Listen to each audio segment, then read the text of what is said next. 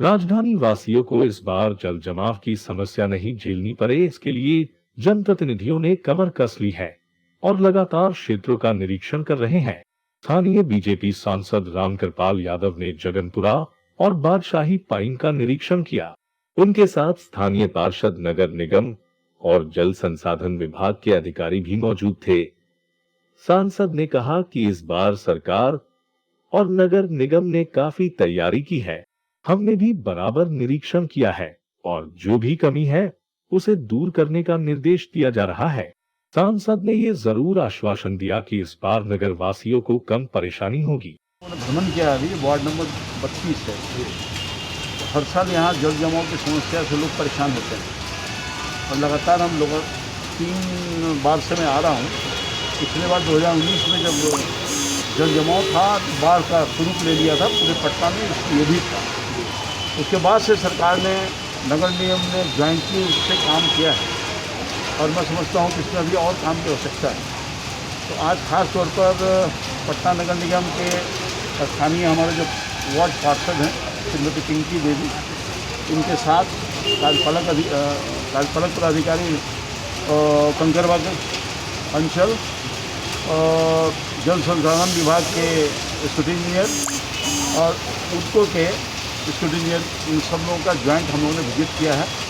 और बादशाही पाइन से ये नाला निकलता है, बादशाही पाइन का जो है तो नाला का स्वरूप ले लिया है, इससे काफ़ी पानी निकलता है। तो इन सब चीज़ों को देखा, सफाई की व्यवस्था कितना करना है, क्योंकि अब पानी तो मानसून ब्रेक कर गया है। तो अधिकारियों को जहाँ जहाँ कोई दिक्कत है उसके लिए डायरेक्शन दिया है कि उसकी तुरंत कार्रवाई करिए ताकि जल जमाव से लोग को निदान निकल सके। यहाँ संप हाउस 2-3 अस्थायी संप हाउस था, जिसको अस्थायी रूप दिया गया। इस बार जो पिछले बार संप हाउस था उसमें बड़ी कैपेसिटी का मोटर लगाया गया है और इलेक्ट्रिक के साथ डीजल की मोटर की व्यवस्था की गई है। तो मैं समझता हूँ कि इस बार पानी नहीं लगेगा, पूरे तौर पर तो नहीं कर सकते हैं, और पहले की अपेक्षा के पानी से निदान, जल जमाव से निदान लोगों को हो सकेगा वार्ड नंबर 30 के जनवासियों को। रीगा थाना क्षेत्र जेपी सेतु पर वाहन चेकिंग के दौरान भारी मात्रा में अंग्रेजी शराब बरामद हुआ है। शराबबंदी के बावजूद शराब तस्कर लगातार बिहार में है सक्रिय। रीगा पुलिस को गुप्त सूचना मिली। गुप्त सूचना के आलोक में त्वरित कार्रवाई करते हुए वाहन चेकिंग के दौरान 2 क्रेटा गाड़ी के साथ भारी मात्रा में अंग्रेजी शराब की खेप के साथ 5 लोगों को किया गिरफ्तार। कोरोना संक्रमण को देखते हुए राज्यसभा सांसद आर.के. सिन्हा ने बिक्रम के पूर्व विधायक रामजन शर्मा के आवास पर सैकड़ों लोगों के बीच मास्क, सैनिटाइजर और साबुन का वितरण किया। इस अवसर पर राज्यसभा सांसद आर.के. सिन्हा ने कहा कि नौबतपुर मेरी मां के समान है, इसलिए नौबतपुर में एक पुस्तकालय की स्थापना जरूर करूंगा। देखिए, नौबतपुर से मेरा पुराना संबंध रहा है। यहाँ के शिक्षा के उत्थान के लिए जो कुछ भी अपेक्षा की जाएगी और नहीं भी अपेक्षा होगी तो मुझे जो अच्छा लगेगा मैं करूँगा। मुझे लगता है कि नौबतपुर में एक अच्छे लाइब्रेरी की ज़रूरत है, एक पुस्तकालय की ज़रूरत है जहाँ लोग दिन रात पढ़ सकें, लड़के और लड़कियाँ। तो एक मैं यहाँ पुस्तकालय देना चाहता हूँ और जो पुस्तकालय इस आसपास के पुस्तकालयों से अधिक समृद्ध हो, पुस्तक की दृष्टि से, तकनीकी की दृष्टि से, और जहाँ छात्र छात्राएँ अध्ययन कर सकें। बात अगर कोरोना की जाए तो इसी कोरोना काल में बहुत से ऐसे गरीब लाचार जिनकी मृत्यु कोरोना से हुई, उनकी लाशें साइकिल पर गई, कंधे पर ढोया गया, लेकिन शायद उनके नसीब में एक एम्बुलेंस भी नसीब नहीं हुआ और एम्बुलेंस कहीं अस्पताल में धूप फाकते रह गया तो कहीं सांसद के घर में। क्या कहेंगे प्रिंसिपल? देखिए, स्वास्थ्य के क्षेत्र में पिछले 7 दशकों से और उसके पहले औपनिवेशिक शासनकाल में जो देश की हालत बना दी गई थी उसको 7 साल में नरेंद्र मोदी जी ने सुधारने का बहुत प्रयास किया। आज देश में जब कांग्रेस के शासनकाल में 54 साल में सिर्फ 2 एम्स खुले, प्रधानमंत्री मोदी जी ने 14-15 एम्स खोल दिए। मुझे लगता है लेकिन स्वास्थ्य में जो चुनौती मिली है वह एक हमारे लिए एक अवसर है। हम देश में स्वास्थ्य की सुविधाओं को, स्वास्थ्य की संरचनाओं को दुरुस्त करें। जो भी घटनाएं जहां घटी हैं वो दुर्भाग्यपूर्ण है, हर व्यक्ति को स्वास्थ्य की सुविधा उसका मौलिक अधिकार है। जैसे शिक्षा मौलिक अधिकार है, ऐसे स्वास्थ्य मौलिक अधिकार है। आने वाले समय में सरकारों को स्वास्थ्य को मौलिक अधिकार की सूची में लाने के लिए सोचना होगा।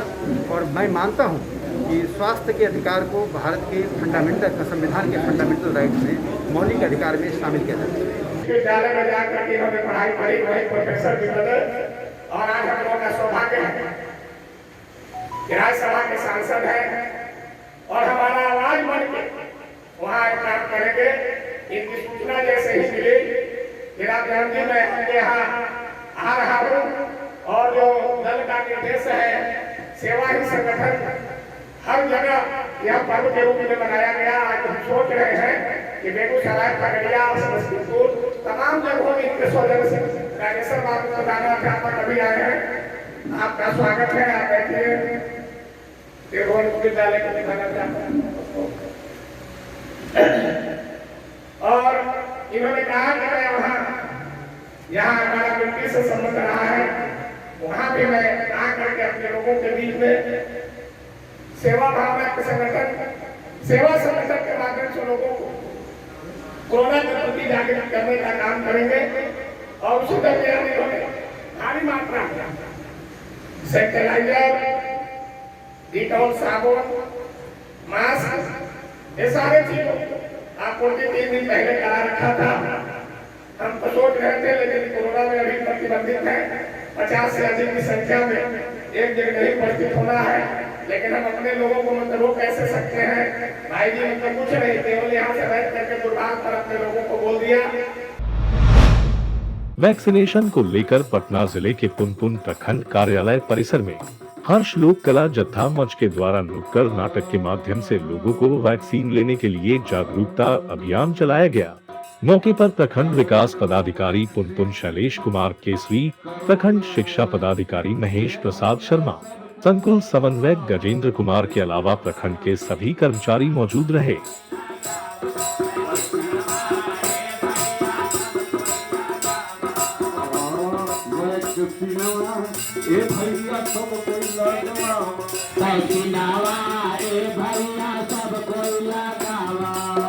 बड़ी सावधानी पूर्वक हर चीजों पर ध्यान रखनी है, तभी हम इससे बच सकेंगे। ये दूसरी लहर में बहुत लोगों को, बहुत बहनों की सिंदूर उजाड़ दिया, बहुत माताओं की गोदियां शून्य हो गई, लेकिन हमें इससे लड़ना है।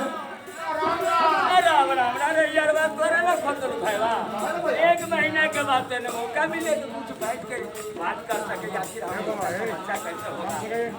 इतने दिन के बाद भी हम अकेले टपका खा रहे हैं।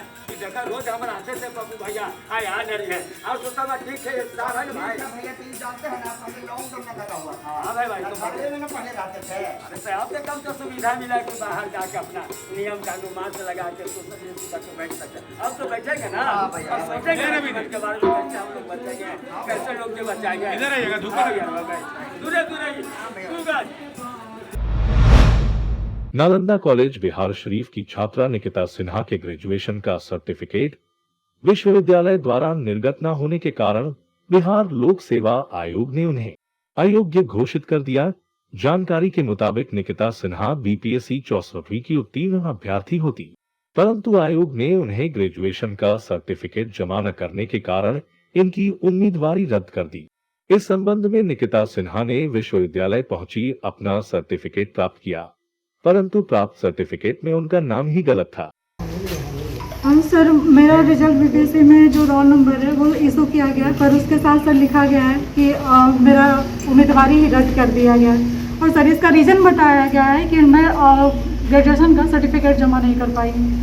तो सर इसमें मुझे यूनिवर्सिटी से और आयोग से ये नम्र निवेदन है कि सर मुझे इसका सॉल्यूशन बताया जाए कि मैं इलीगल कैसे हूँ, जबकि सर जब से मेरा मेंस का रिजल्ट हुआ तब से मैं लगातार यूनिवर्सिटी के चक्कर काटते रही। यहाँ पे सितंबर माह से लगातार यहाँ पे मेरे पास सारे कागजात हैं। सितंबर माह से यहाँ हमको दौड़ाया जा रहा है, हर बेंच पे सर पैसा लिया जा रहा है। यहाँ तक कि प्रमोद सर और मिश्रा सर जैसे यहाँ के स्टाफ लोग अपने आप को क्लर्क ना समझ के, कितने बड़े लोग समझते हैं, इतना मिसबिहेव, इतना रूडली बिहेव करते हैं, वो एक बार नहीं सुनते हैं सर। और इतना मतलब टॉर्चर किया गया मुझे, और लास्टली उन्होंने ये बोला कि मैं तुम्हारा कैरियर बर्बाद कर दूंगा। बहुत सारे स्टाफ यहाँ पे यही किया, और लास्टली सर वो हमको डिग्री नहीं दिए सर। इसके बाद भी मैं अभी आज जब मैं आ रही हूँ तो यहाँ पे 3 बार मेरा डिग्री बनकर आया सर, और 3 बार डिग्री बनने पर सर जो मेरा डॉक्यूमेंट्स है, डिग्री है, उसमें सर बार नाम गलत है, कहीं पे कुछ वर्ड गलत है, और उस पर सर सबसे बड़ी बात, उस डॉक्यूमेंट्स पे हमारे 4 जो यहाँ के पदाधिकारी हैं, कुलपति हैं और बाकी सारे लोग हैं, उनका साइन है। क्या इन लोग आंख बंद करके साइन करते हैं? इस डिग्री को कौन मानेगा सर जहाँ पे मेरा नाम ही गलत हो? और मैं इस डिग्री के साथ कैसे जाऊँ, कहाँ जाऊँ? मुझे इसका सोल्यूशन चाहिए। और अभी मैं बात करती हूँ तो मुझे यूनिवर्सिटी से कहा जाता है कि आप केस लड़िए। सर आप बताइए कि मेरी न तो I have lost my parents sir, इसके बाद भी सर मैं आप बताइए कि मैं केस के लिए कहाँ से पैसे लाऊं और कब तक लड़ूं? यूनिवर्सिटी मुझे कोई हाथ खड़ा कर दी, यूनिवर्सिटी पे मुझे अब कुछ रास्ता नहीं दिखा रही है। यूनिवर्सिटी के कौन से अधिकारी से आपने मिला? सर अभी हम प्रो BC जो है उनसे मिले हैं, और एक रजिस्ट्रार है उनसे मिले हैं। उन्होंने कहा केस करने के लिए। उनसे पूछे सर मैं पैसा कहाँ से लाऊं, तो उन्होंने कहा कि इसका जिम्मेवारी हम नहीं लेंगे। आप किन से केस लड़ने के लिए बातें कर रहे हैं? वो बोल रहे हैं आयोग के खिलाफ आप लड़िए, आपको हम टेस्टिमोनियम बना के दिए थे, इसको वैलिड होना चाहिए, और वो आयोग जो वो लिख के दिए उसको वो वैलिड नहीं मानता, वो डिग्री मांग रहा है सर। वो साफ लिखा है मेरे इंटरव्यू लेटर में कि आप हमको ये डिग्री सर्टिफिकेट ला के दीजिए, तभी हम आपका उम्मीदवारी के बारे में सोच सकते हैं। तो सर वो तो अपने बात पे सही है आयोग। अब यूनिवर्सिटी सर मुझे 1 साल से दौड़ाते सर आज भी डिग्री नहीं दे रही है सर। आज मैं यहाँ स्टे कर रही हूँ, जब तक डिग्री नहीं मुझे मिलेगी तब तक मैं यहाँ से नहीं निकलूंगी सर। कहाँ से आए हैं आप? और सर मैं बिहार से नालंदा जिला से आई हूँ। क्या नाम है आपका? निकिता सिन्हा सर। ये पूरे प्रकरण में आपको क्या लगता है कि विश्वविद्यालय शिफ्ट डाला रही है या यूपीएससी आयोग? विश्वविद्यालय सर बहुत ज़्यादा स्टूडेंट का लाइफ बर्बाद कर रही है सर। ये विश्वविद्यालय जो कि भारत का प्रथम विश्वविद्यालय रहते हुए भी सर ये अब नाम खराब कर रही है सर। बिहार स्टेट का सर नाम खराब कर रही है। यहाँ पे जितने ऑफिसर्स बैठे हुए हैं ना, सब के सब इतने करप्ट हैं कि वो किसी स्टूडेंट का बात नहीं मानते हैं, और ना तो उनकी स्थिति मनोस्थिति समझ पाते हैं। आज भी सर मेरे साथ ऐसे ही मिसबिहेव किया गया, रूडली बिहेव किया गया। क्यों इतना चिल्ला रही है, क्यों बोल रही है? सर मेरी जगह पर रह के देखिए कि मेरे पे क्या बीत रही है। मैं कैसे उनसे रिस्पेक्ट से बात करूं, कैसे उनको बोलूं कि सर आपने क्या कर दिया मेरे साथ। सर अगर मैं फेल होती सर, मैं अब तक प्रयासरत हूँ, अगर मैं फेल होती मैं फिर से उठ के खड़ा होती, फिर से एग्जाम देती। मैं अब किस बेस पे फिर से खड़ा हूँ सर? किस बेस पे मैं खड़ा हूँ, और किस बेस पे मैं ये कहूँ कि हाँ मैं कर सकती हूँ कुछ, जब हर जगह पे मुझे रुकावटें मिलेगी। ये समाज से, अपने सिस्टम से, अपने यूनिवर्सिटी से तक मुझे लड़ना पड़ रहा है सर। अब मैं कहाँ जाऊँगी? ये मेरे सर हैं जिन्होंने मुझे इतना हेल्प किया, ये मेरे भाई है, सर के ही स्टूडेंट हैं जिन्होंने मुझे इतना हेल्प किया। बाकी किससे मैं हेल्प मांगूँ सर, कहाँ जाऊँ? जब यूनिवर्सिटी मुझे कोई हेल्प नहीं करने के लिए तैयार है तो मैं क्या करूँ? आपके माता पिता क्या करते हैं? Sorry sir, I have lost my parents. ठीक है सर, नाम जो गलत हुई है इसका भी बात आ रहा है सर इसमें। इनका नाम, इन्हीं का नाम। डिग्री पर नाम अंकित जो है वो गलत है। सुधार तो बनाए होंगे नहीं लोग, उसी के सुधार के लिए एक साल से चक्कर लगा रही बना है। हुआ सुधार के बना होगा तो रिश्ता को केवल पहुँच चुका है। इनकी जो बीपीएससी कंप्लीट की थी ये रद्द हो इनका गया, एक नहीं तो मामला इसका है। जिम्मेवारी कौन लेगा? ऐसे 27 लोग हैं, अभी कमीशन से बात की है, थोड़े दिन के सामने बात की है, ऐसे 27 लोग हैं। लेकिन उन लोगों का कहना है कि क्यों नहीं एक्टिव होकर निकाले, लेकिन ये बोले कि कोरोना काल था, सब कंसिडर करेंगे, हम आएंगे तो एप्लीकेशन देंगे, कंसिडर करेंगे, लगभग हो जाएगा। और नहीं तो फिर न्यायालय में होगा। क्योंकि यहाँ का टेस्टिमोनियल भी वो लोग नहीं मांग रहा जैसा बोल रही है। ये स्टूडेंट का भी काटने का बहाना मिल गया ना सर, ये स्टूडेंट का कहना है कि हम एबल नहीं है न्यायालय तक जाने का, तो फिर क्या बर्ताव भी अच्छा नहीं, और बर्ताव भी सर्टिफिकेट इनका हो जाएगा। ये बताइए, अगर यूनिवर्सिटी सर्टिफिकेट कल दे देती हूँ तो समय पर मिला होता तो जरूर नहीं मिला होता तो दूसरी बात है, मिलेगा तो दूसरी बात, दोनों में अंतर है। अगर मिला होता तो ये आती भी नहीं, यहाँ पर आने की आवश्यकता नहीं थी इनको। अगर मिला होता तो नहीं ये आती ना आप लोग आते। मुंगेर में शराब माफियाओं का कारोबार काफी फल फूल रहा है। हालांकि सूचना पर पुलिस कार्रवाई जरूर हो रही है। जानकारी के अनुसार मुंगेर के ही टेटिया बंबर थाना क्षेत्र के पुलिस को गुप्त सूचना मिली थी कि संग्रामपुर गंगटा मुख्य मार्ग के पटखाघर बाजार के समीप एक ट्रक खड़ी है। सूचना देने वाले ने इस बात की आशंका जाहिर की थी कि वाहन में शराब हो सकता है। इसके बाद त्वरित कार्रवाई करते हुए टेटिया बंबर थानाध्यक्ष मनोज कुमार शाह ने इस संदिग्ध ट्रक को पकड़ा। ट्रक में जांच करने पर जो नजारा सामने आया देखकर पुलिस के होश उड़ गए। दरअसल ट्रक में भारी मात्रा में अंग्रेजी शराब बरामद की गई। मौके से एक मोबाइल भी बरामद किया गया है, जिसके आधार पर कारोबारियों की तलाश की जा रही है। गाड़ी की तलाशी लेने पे यह हुआ कि पीछे इसमें चूड़ा और भूसा वगैरह रखा गया था, लेकिन आगे इसके शराब की बोतल थी।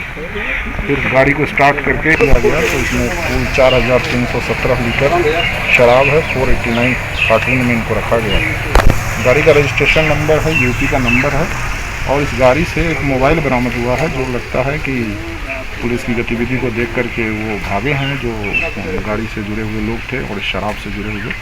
तो इन दोनों चीज़ों पर हम लोग वर्कआउट करेंगे और जो भी इसके बैकवर्ड और फॉरवर्ड लिंकेज में लोग इन्वॉल्व हैं उनकी गिरफ्तारी होगी और उनके विरुद्ध हम लोग विधि सम्मत कार्रवाई करेंगे।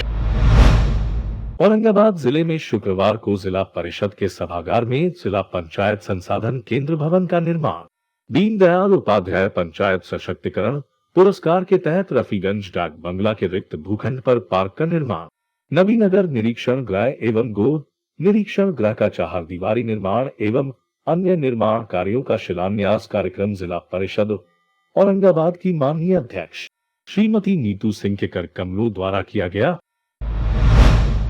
अरिया के बैरगाछी थाना क्षेत्र के बुधेश्वरी गांव में गुरुवार की देर रात एक वृद्ध बम विस्फोट में घायल हो गया, जिसे सदर अस्पताल में प्राथमिक उपचार के बाद हायर सेंटर पूर्णिया रेफर किया गया है। इधर घटना की सूचना मिलने पर अररिया पुलिस दस्ता गांव में पहुंच जांच कर रहा है।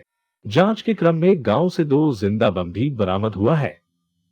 प्रथम दृष्टया लग रहा है कि इस वृद्ध शख्स ने खुद ही बम बनाया था। मामला संदिग्ध प्रतीत हो रहा है, इसलिए पूरी घटना की गहनता से जांच की जा रही है। आखिर देसी बम ही सही बम बनाने की जरूरत क्यों महसूस हुई?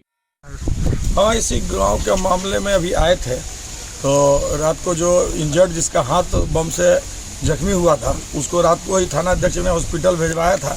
फिर वो आ गया था, उसको पुनः इलाज के लिए रेफर किया गया है, लेकिन प्रथम दृष्टया संदिग्ध मामला लग रहा है। और ये रात को इस तरफ जबकि घर उसका दूसरे तरफ यहाँ आया और उसके बाद ये एक छड़ से लगता है टकरा के ये खुद ही अपना बम लगता है बनाया था। ऐसे पता चला है कि राजा नाम का एक व्यक्ति है जिससे इसकी दुश्मनी थी और इसका आरोप है कि राजा बम मारा है, लेकिन राजा नहीं बम मारा, ये खुद बम बनाया था और ये बम मारने के लिए राजा को जा रहा था। इस सभी बिंदुओं पर जांच किया जा रहा है कि आखिर वास्तविक सच्चाई क्या है, और इनके भाई लोगों का भी बयान लिया गया है। भाई लोग भी बोल रहे हैं कि हम लोग इन लोगों को उतना जानकारी नहीं है और इस संबंध में पता कर रहे हैं कि इसमें रोल किसका। इनको मारने आया था कि इनका खुद बम बना रहे थे, जिससे इनका आपराधिक इस्तियात भी है। एक बार ये जेल भी गए हैं, दिल्ली में रहते थे। इनकी पत्नी जो है वो इनको छोड़ दी थी, ये 2 शादी की एक पत्नी छोड़ दी थी। उस पत्नी से राजा का संबंध हो गया था, इसी बात को लेकर उसको राजा से फ्रिक्शन था, तो इसलिए ये जो है सो हो सकता है कि राजा के को ही मारने के लिए बम बनाए होंगे। और बम क्या, ये क्रैकर टाइप का था जो मसाला उशाला दे के डिब्बा में भर के सुतली से करता है, वही था। कितना बम भी बरामद हुआ? 2 बम बरामद है, जिंदा बम है, यहीं पर रखा हुआ था। ये घर के पीछे तरफ पड़ता है, सुनसान जगह, वहाँ पे रखा था और लगता है कि रात को ये लेने आए थे। इसी में छड़ था, छड़ से इनका कुर्ता फंसा है, गिर गया है, जिससे हाथ में बम था, वो बम ब्लास्ट किया। प्रथम दृष्टया अब यही बात लग रहा है। पूर्वी चंपारण जिले का स्वास्थ्य महकमा अपनी कार्यशैली को लेकर हमेशा चर्चाओं में बना रहता है। ताजा मामला तुर्कोलिया पीएचसी से जुड़ा हुआ है। पीएचसी के पुराने शौचालय की टंकी में लाखों रुपए की दवाएं फेंकी हुई मिली है। शौचालय की टंकी में कई जीवन रक्षक दवाएं और सिरप फेंकी गई है। हालांकि इसका वीडियो वरीय पदाधिकारियों के पास पहुंचने के बाद जिला प्रशासन हरकत में आया और डीएम ने इस मामले की जांच करके जल्द जांच रिपोर्ट देने के लिए सिविल सर्जन को कहा है। कल ये वीडियो हमको शाम में प्राप्त हुआ है। प्रथम दृष्टया कुछ मेडिकल सामान जो है वो दिख रहा है वहाँ पे, तो इस संदर्भ में जो है जो स्वास्थ्य महकमे के सिविल सर्जन रहते हैं और डीपीएम, इनको ये सूचना दी गई है। आज जो है इसके जांच हेतु भी एक कमेटी गठित की जाएगी, ताकि ये देखा जाएगा कि ये जो दवाई है कि या जो भी मेडिकल सामान है वो किस प्रकार का सामान है और वहाँ पे ये आपत्तिजनक स्थिति में क्यों डाला गया है। क्योंकि मेडिकल वेस्ट जो भी होता है उसके लिए डिस्पोजल के अलग नियम होते हैं, अलग एजेंसी भी होती है, उसके तहत ही उसको डिस्पोज करना है अगर ख़राब भी होता है तो इस संदर्भ में जैसे ये रिपोर्ट आएगा हम आपको उस संदर्भ में सूचना भी देंगे और कार्रवाई भी करेंगे। भोजपुरी सुपर गर्ल अक्षरा सिंह नालंदा जिले के कराय परशुराय प्रखंड में दिरीपर गांव गई, जहां एक वृद्ध महिला कौशल्या देवी और उनकी 8 वर्षीय पोती शौचालय में रहने को मजबूर है।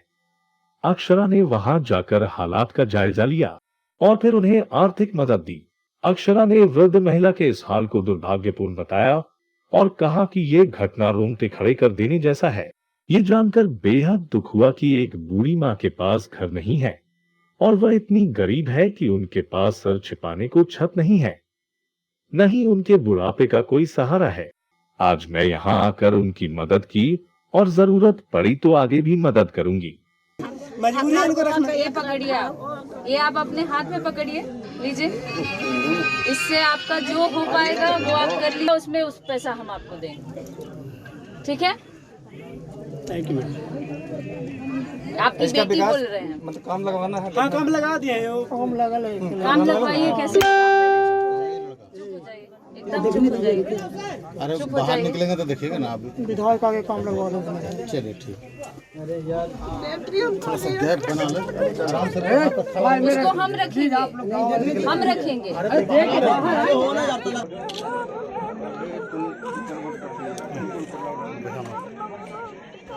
क्यों नहीं? आप हमसे पैसे लीजिए, आप बनवाइए इनका। हम बनवा रहे हैं। कब बनवा रहे हैं? हाथ लगा दिए हैं। विकास मैडम को काम आप लगवाइए, फटाफट चालू करिए। हाँ, काम नंबर दे के जा रहे हैं, ठीक ना दादी? नंबर दे के जा रहे हैं। आपको जो भी जरूरत लगेगा, इस लड़की का भी हम देख रेख करेंगे। आप बनवाइए, आपको जो भी आवश्यकता लगेगी। अभी दे चुके हैं आपको, इतना सफिशिएंट है। जितना आप काम शुरू कर लीजिए और जो भी लगेगा कम बेसी वो हम करेंगे। आदमी तो आदमी, पंछी भी थाने के परिसर में अपने आप को महफूज समझते हैं। हजारों किलोमीटर दूर से इन दिनों साइबेरियन पक्षी का बिहार शरीफ में आना शुरू हो चुका है। बिहार शरीफ के बिहार थाना एवं न्यायालय परिसर में इन दिनों हजारों की संख्या में साइबेरियन पक्षी पेड़ पर अपना आशियाना बनाकर रह रहे हैं। भयानक ठंड से खुद को बचाने को लेकर साइबेरियन पक्षी साइबेरिया इलाके से उड़ान भरकर यहाँ पहुँचते हैं। आंधी तूफान और तेज हवाओं से कई पक्षी जान से भी हाथ धो बैठते हैं, तो वही हर साल भयानक ठंड से खुद को बचाते हुए ये पंछी भारत की ओर रुख करते हैं। साइबेरियन पक्षी जो आशियाना यहाँ बनाते हैं, सबसे पहले कि गर्मी में इसका प्लान यहाँ हो जाता है बिहार में खास तौर पर में, और गर्मी के बाद जो है सही ठंडा में कोई जो है तो नवंबर से दिसंबर तक यहाँ से प्रस्थान कर जाती है। और एक तरह से सबसे बड़ी खास बात इसमें खासियत रहता है कि ये खास तौर पर आप कहीं हम देखे हैं अभी तक प्रशासनिक स्तर का जो जहाँ पर आशियाना है, उसी ढंग से ही वहीं पर ही अपना आशियाना बनाता है। जैसे कि कोर्ट हो गया, थाना हो गया, इस सब जगह पर इसका आशियाना रहता है। और यहाँ ये गर्मी में ही, गर्म के सीजन में बच्चे को से यहाँ बच्चा अपना सर्जन करते है और उसके बाद ही फिर जा करके नवंबर दिसंबर में पुनः ही अपना सर्जन प्लान कर जाता है। तो क्या लगता है, मतलब जगह छोड़कर थाना में खाना, तो आदमी तो सुरक्षित मानते हैं थाना का पक्षी भी? हाँ, आदमी तो सुरक्षित थाना को मानते ही हैं और पक्षी भी थाना को सुरक्षित मानते हैं। इसलिए यहाँ पर बहुतों ऐसे आदमी हैं कि हम जानते हैं कि वो सब इसके मतलब शिकार करने के अथी में रहता है, लेकिन थाना को लेकर के वो डर और भय के चलते यहाँ वो नहीं कर पाता है। ऐसा भी हमको देखने को मिला है। वेना थाना इलाके के सेहुली गांव के पिन से अहले सुबह पिन में एक किशोर का शव मिलने से इलाके में सनसनी मच गई। हालांकि अभी शव की पहचान नहीं हो सकी है। सूचना मिलते ही वेना थाना पुलिस मौके पर पहुंचकर शव को अपने कब्जे में लेते हुए पोस्टमार्टम के लिए बिहार शरीफ सदर अस्पताल भेज दी है। बदमाशों ने गले में गमछा से फंदा डालकर युवक की हत्या के बाद शव को यहां लाकर फेंक दिया है। थाना अध्यक्ष नगेंद्र कुमार ने बताया कि प्रथम दृष्टिया शव को देखने से ये लग रहा है कि कहीं और हत्या कर शव को यहाँ पर लाकर फेंका गया है। पोस्टमार्टम कराकर शव को पहचान के लिए सुरक्षित रखा गया है। हमको तो बड़ा बहुत के द्वारा खबर मिली कि एक लाश पानी में डूब के मर गया है सिवली गांव के आसपास। क्या लग रहा है, हत्या करके फेंका गया है? अब इसे कैसे हम बताएं जब तक कोई जांच पड़ताल नहीं कर लिया, स्पष्ट नहीं हो पाता है जब तक, तो हम कैसे बता सकते हैं। सहरसा से इस वक्त की एक बड़ी खबर सामने निकल कर आ रही है, जहां पानी से भरे गड्ढे में डूबने से एक साथ 5 बच्चे की दर्दनाक मौत हो गई। सभी बच्चे की उम्र 8 से 12 साल के बीच की है मरने वाले सभी बच्चे अलग अलग परिवार से आते हैं। बताया जा रहा है कि ईट भट्टा चिमनी के गड्ढे में नहाने के लिए सभी बच्चे गए हुए थे। घटना के बाद भारी संख्या में आसपास के लोगों की भीड़ जुटने लगी। वहीं मृतक के परिजनों के बीच घटना के बाद कोहराम मचा हुआ है। घटना की मिली जानकारी के बाद सदर एसडीओ शंभुनाथ झा और सदर एसडीपीओ संतोष कुमार मौके पर पहुंचकर मामले की जांच में जुटकर सभी मृतक बच्चों को कब्जे में लेकर पोस्टमार्टम के लिए सदर अस्पताल भेज दिया है। बहुत ही दुखद घटना है और प्राप्त जानकारी के अनुसार एक गड्ढा में पानी भरा हुआ था जिसमें बच्चे नहाने के लिए गए थे और उसी में एक लड़के का पानी बहुत ज़्यादा था उसमें उसकी अगल बगल में घर नहीं था, इसलिए सोचना की जानकारी थी। अगल बगल के लोगों को प्राप्त नहीं हो सके, जब जानकारी मिली पहुँचे और बहुत ही दर्दनाक बात था।